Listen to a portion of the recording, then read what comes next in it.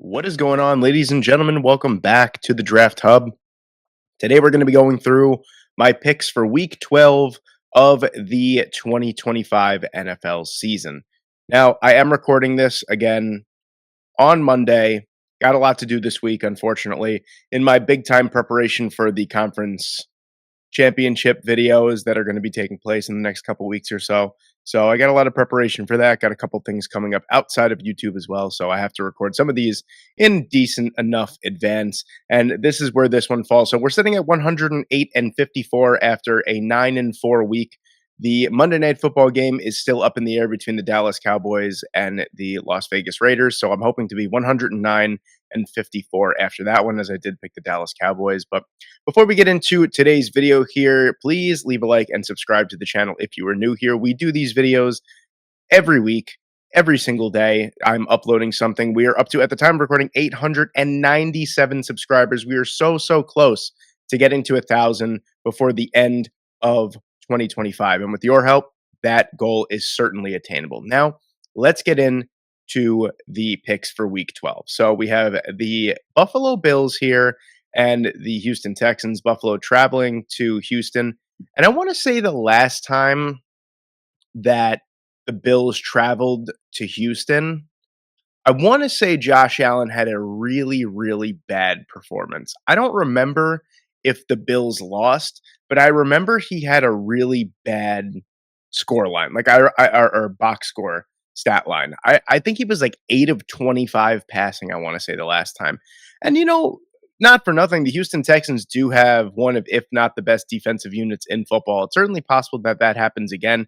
I mean, Josh Allen, despite the 6 touchdown performance against the Tampa Bay Buccaneers, where he threw for 3 touchdowns, he rushed for another 3. He did still have 2 first half turnovers. He had a lot of turnovers. He had 2 or 3 turnovers the week before in Miami. I feel like Josh Allen is getting just a little bit sloppy with the football the last couple weeks. So I'd love to see him, protect that football a little bit more. And it's going to be difficult against the Texans defense here. But either way, even if Davis Mills starts or CJ Stroud comes back, I think this is going to be a difficult uphill task for the Houston Texans. They're right back in the playoff, in the thick of things when it comes to the playoffs. I believe they started off the season 1-4, and now they're 4-1 in their last 5 games. So getting back to 500 after 10 games is so huge. This is an unfortunate home game on a short week for the Houston Texans. I think it will be close. The Texans have shown some real fight, some real life over the past few weeks.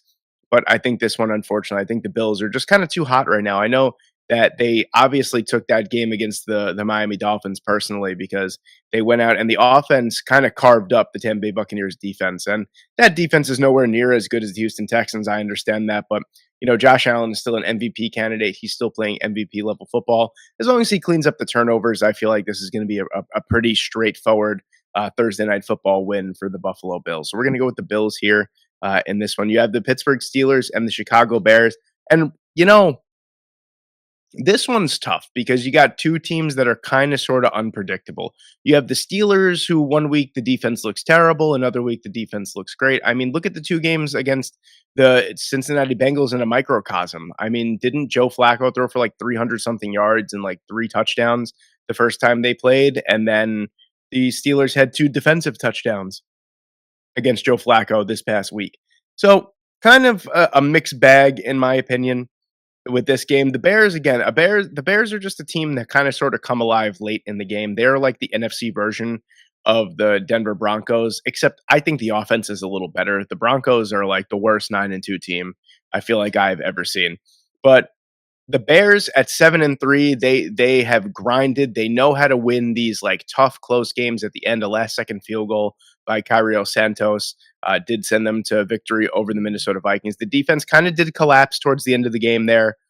Obviously, it was just they played great against JJ McCarthy all game, and they just kind of let him march down the field for a last minute touchdown drive. But the Minnesota Vikings did leave a little bit too much time on the clock. This is a tough one for me here. The Bears are playing a really exciting brand of football. I don't know. I think the Steelers coming into town, I believe it's going to be Mason Rudolph this week. I don't know, especially with Aaron Rodgers basically missing the second half of the game with an injured wrist. I don't really know if they're going to push it. They're sitting at 6-4. They are a full game ahead of the Baltimore Ravens.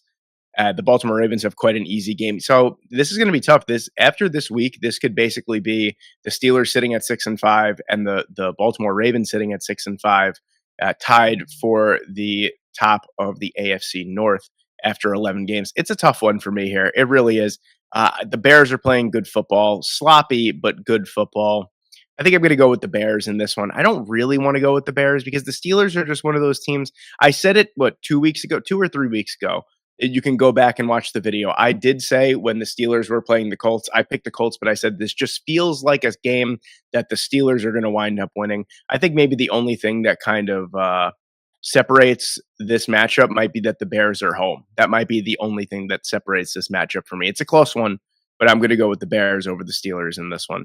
Moving on to the Patriots and the Bengals here.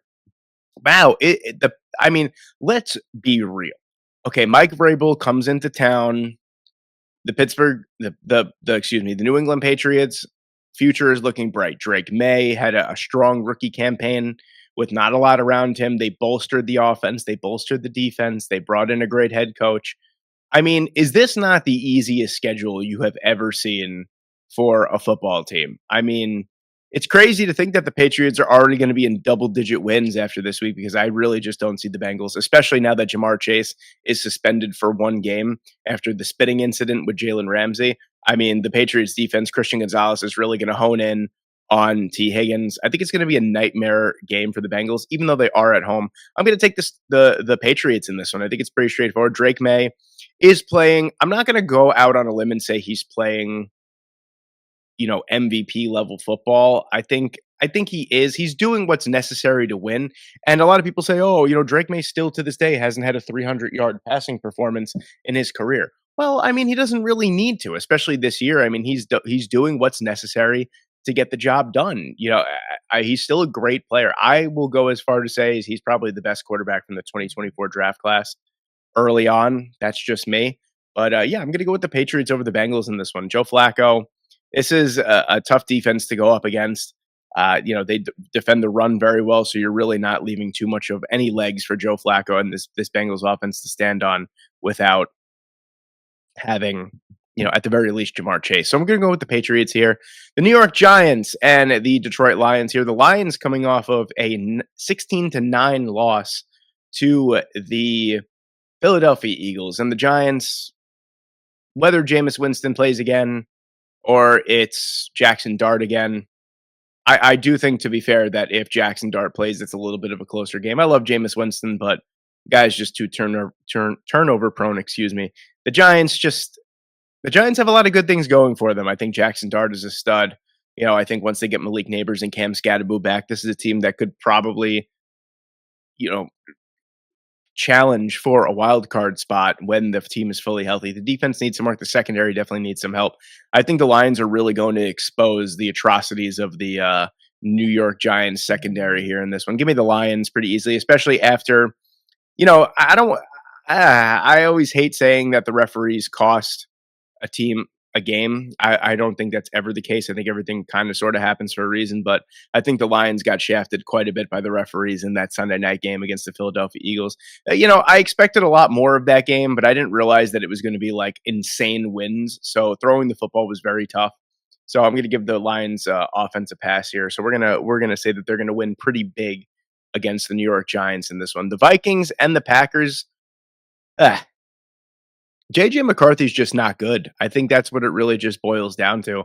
I know we have to give him a little bit more time. I realize that, but man, how many times are we going to let 9, which he needs to give up that alter ego thing, go out there? He's got 642 passing yards, 5 touchdowns, and 8 interceptions so far in this season. Hasn't looked great, looked really bad against the Chicago Bears. And the Bears defense has played better as of late, or the last 5 weeks or so, but this is still not a top elite unit defense. So I was a bit confused to see how, I mean, JJ McCarthy still doesn't know how to get the football to Jamar Chase too. And that's been apparent in every start that he's made in his career so far. So I think there are some concerns on the Vikings side. The Packers, they have their own concerns too. Jordan Love is just super inconsistent for me. Josh Jacobs, I believe, is going to be out with injury this week as well, but they are at home. They did get a nice road victory over the New York Giants here. I think this is going to be a close game as it usually is. It's very closely contested between these two. It's been, an NFC North rivalry. I think the Packers do get the job done over the Vikings here in this one. Then we have the Seattle Seahawks against the Tennessee Titans. And you know what? The Titans surprised me against the Houston Texans this past week. They looked well, I shouldn't say they. Cam Ward looked good. I think that was honestly his best game as a pro. 229 passing yards, one touchdown with basically no one to throw to, no run game, and he got sacked 5 times. I think that he did a good job with what he had. I mean, Calvin Ridley, I don't even know what we're categorizing Calvin Ridley as a weapon now these days, but he got carted off with a broken fibula like in the first quarter. So he really had no one to throw the football to for the majority of the game, and they came within a last-second field goal of well, I think the game was tied, so going to overtime. So I think that was Cam Ward's best game as a pro, all things considered, against a very tough Houston Texans defense. The Seahawks, Sam Darnold, obviously coming off of his worst game as a Seattle Seahawk, less than I think he had 270 passing yards, something like that. No touchdowns, 4 interceptions, and somehow the Seattle Seahawks team came within about 10 yards left of or 10 yards right, I should say, of winning the game against the LA Rams away from home. So the Seahawks are getting a get right game at the perfect time. They are traveling to Tennessee. This does feel like one of those weird games where, Tennessee somehow kind of pulls out. The Seahawks maybe sputter on offense in the first half, and the Titans kind of surprise them a little bit. But I think the Seahawks get it done. I think Sam Darnold needs a nice bounce back performance after, throwing 4 picks in a game. So I'm going to take the Seahawks here over the Titans. The Colts and the Chiefs. Listen, I think that I said it last week. I'm going to sound like a broken record. I think the Chiefs know that they can't play on autopilot anymore. The Chiefs need to play a complete game. And I feel like the defense just kind of really let them down at crunch time against a very difficult Denver Broncos team, a very difficult defense at Mile High. Kansas City kind of had the game, in the palm of their hands a couple times, and they just couldn't get it done. And I think that they know that that was a huge, huge loss in the division and momentum wise for the Chiefs. Right now, as it stands, the Chiefs are currently out of the playoffs. I think they know that they need to beat the Colts in this one. I think if there is a team that could slow down Jonathan Taylor to the point where they could potentially win the game, I think it is the Kansas City Chiefs. They have a very, very stout run defense. I know that the Denver Broncos rush game isn't really that great, especially without J.K. Dobbins, Jaleel McLaughlin, R.J. Harvey. These guys don't really spell amazing running backs, but they got stuffed quite a bit against the Chiefs front seven.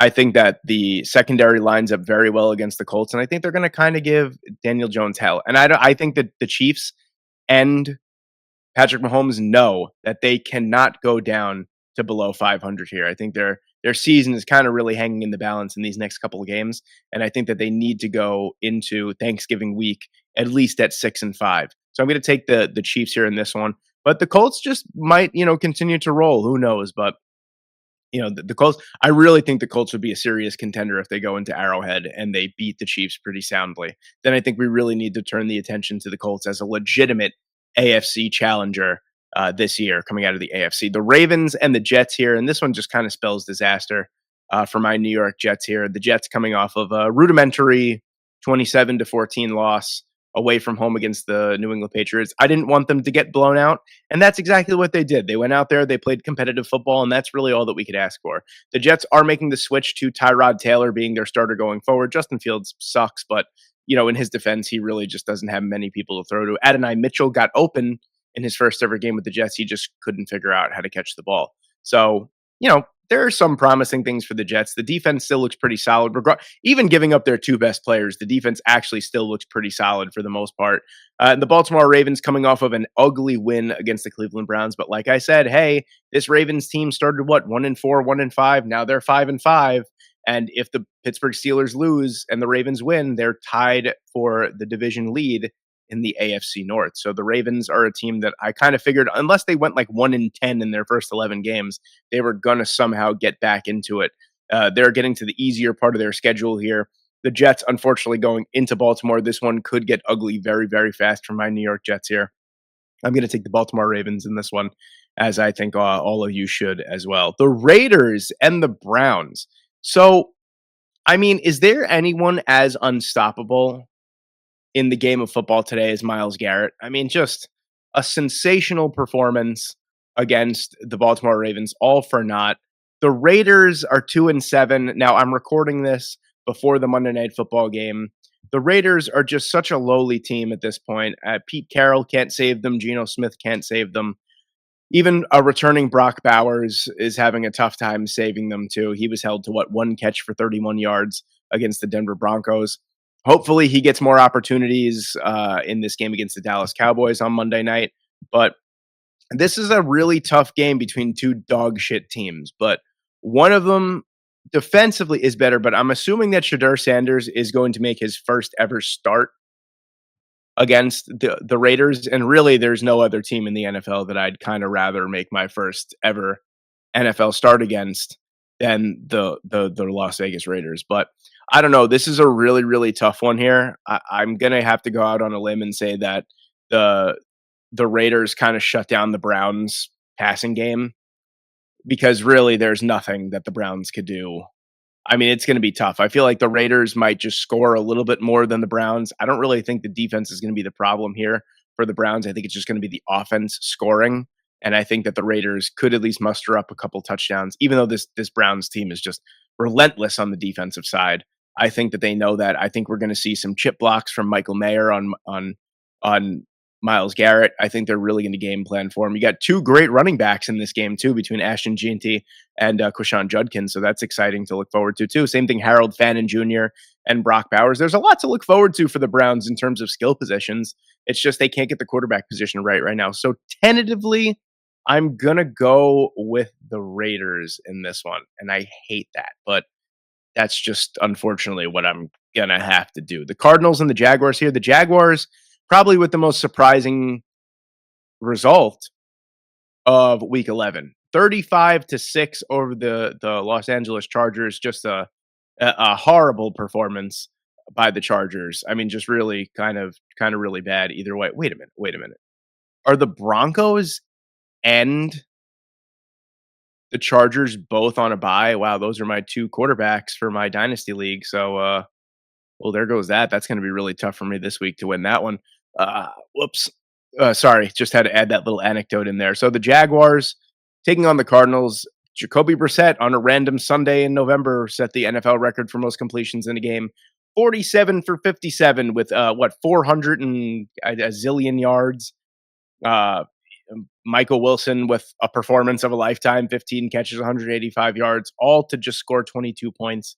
I think the Jaguars defense has gotten back to their early season form. They really stifled and shut down Justin Herbert and co. And I think they're going to do the same thing to the Arizona Cardinals here. Kind of a weird matchup, but I think the Jaguars away from home are going to get the job done here. The Eagles and the Cowboys. And, don't forget in the first ever game of the season, the 2025 season, the Cowboys played the Eagles away from home very, very well. I think the Cowboys kind of know that their season hangs in the balance over the next couple weeks.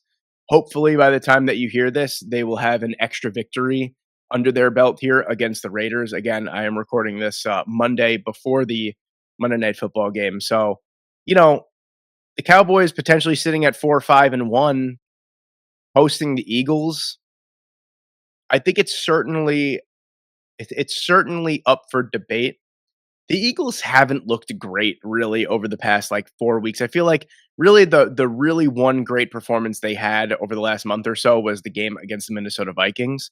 Since then, they haven't really put great performances together for the most part. I just think that they're scrappy enough and they know how to win that they're gonna wind up eking out a victory here. And, it pains me to say it. I do think the Eagles are going to pull this one out. As much as I don't want to pick the Eagles here, the Falcons and the Saints here. Yeah, I think I'm going to go with the Saints in this one. To be honest with you, the Falcons have burned me week in and week out. They lose the same way every single week. They go up by a big margin, then somehow, some way, they forget how to play offense and they let their opponent creep back into the game up until about 1 minute left in the fourth quarter, where then they wind up losing the lead and then they wind up losing the game overall. I've seen it time and time again this season. Michael Penix Jr. is potentially out for the rest of the season. That means Kirk O'Baines is going to get the start here. I don't really have any faith in this Atlanta Falcons team. They already said Drake London is going to be out for this game. I think the New Orleans Saints at home with Tyler Shuck in there. I mean, to give them credit, the Falcons pass rush has gotten there the past few weeks, so that is something to look forward to. But I'm going to go with the Saints in this one, to be honest with you. I have no hope for the Falcons, and I think the Saints do have a lot to play for. At least Tyler Shuck has a lot to play for. He knows that this is his audition to be the guy for the Saints going forward, and against a soft Falcons secondary, I think this is going to be a really good game here for the New Orleans Saints. The Buccaneers and the Rams is an exciting game. Not as exciting as it probably was a couple weeks ago, but Baker Mayfield and co just know how to make games interesting. I mean, up until, the last touchdown that the Buffalo Bills scored this past week, it was a very, very enthralling game. The best game of the week. What was it? 44-32 was the final score. A great game overall. The Rams are just such a well-oiled machine, man. The Rams are my Super Bowl favorite right now. I just think that they have so much going for them in the right direction. The defense is playing unbelievable. Matthew Stafford is playing unbelievable. Puka Nakua, Devontae Adams, Kyron Williams, all these guys are just playing out of their mind right now. They have Sean McVay. They have 2 first-round picks this year when they have no business, and they have a top 10 pick right now because they hold the Atlanta Falcons pick, so they're sitting at number 9 right now.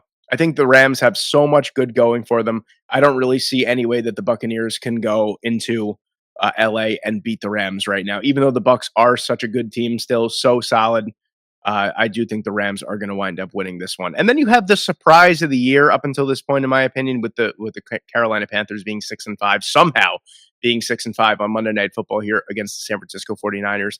This is a tough one. The Panthers, every time that they are doubted, they consistently kind of, keep themselves in the game up until the point where they kind of can just take the lead late in the game. We've seen it against the Cowboys. We saw it against the Miami Dolphins. We saw it this past week against the Atlanta Falcons. Bryce Young had the performance of a lifetime against the Falcons. 448 yards, 3 touchdown passes. He was very, very good. Easily his best game as a pro. I feel like we say this week in and week out. Maybe this is the turning point for Bryce Young, but he played with confidence. He played with poise. He played really, really well against the Falcons. This 49ers defense just gave up 457 passing yards to Jacoby Brissett. So we could be in line for a shootout here if we really, Christian McCaffrey scored 3 touchdowns, I think, for like the 3rd time this season against the Arizona Cardinals. This could be a game that's going to be an absolute barn burner on Monday Night Football that maybe should have no business being a barn burner. But I'm going to go with the 49ers here in this one. I do think that if you line up both, especially with Brock Purdy back, obviously this past week, he didn't have the greatest stat line, but that was his first time playing since week 2 of the NFL season. So I think that he's going to be just fine going long term as long as he has Christian McCaffrey to rely on. I think he's going to be completely fine. I think the 49ers, do get the win here. Let's put a crazy number here. Let's put like 58. Let's just say 58 is my go-to for this week. So there you have it, ladies and gentlemen. There are my picks for week 12 of the NFL season. Let me know what you guys think in the comment section below. Thank you guys so much for watching today. I hope you enjoyed, and I hope I see you in the next one.